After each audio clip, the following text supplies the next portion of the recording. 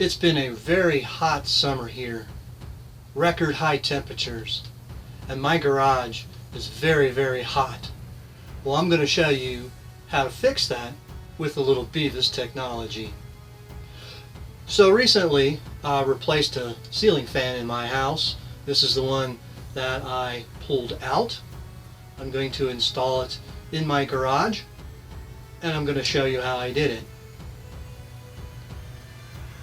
However, the way in which I'm installing this is not conventional. Do not try this at home.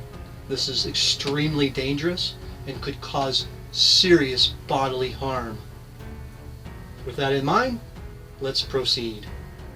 So the first thing I did with my old ceiling fan is I had to trim the blades down because there's not a whole lot of room where I'm going to be putting this ceiling fan. And then the second thing that I did was I wired in a really long grounded cord.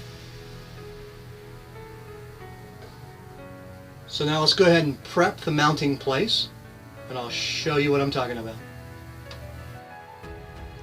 So I've prepped our mounting place here, and yes, it is a garage door.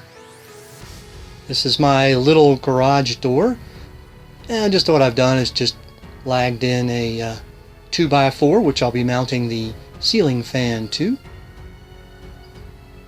Got my ceiling fan mounted. Let's get some power to it.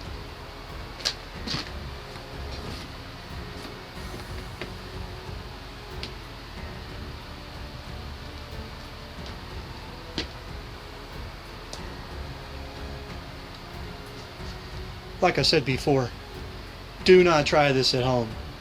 Obvious reasons. This is extremely dangerous and could cause some serious bodily injury.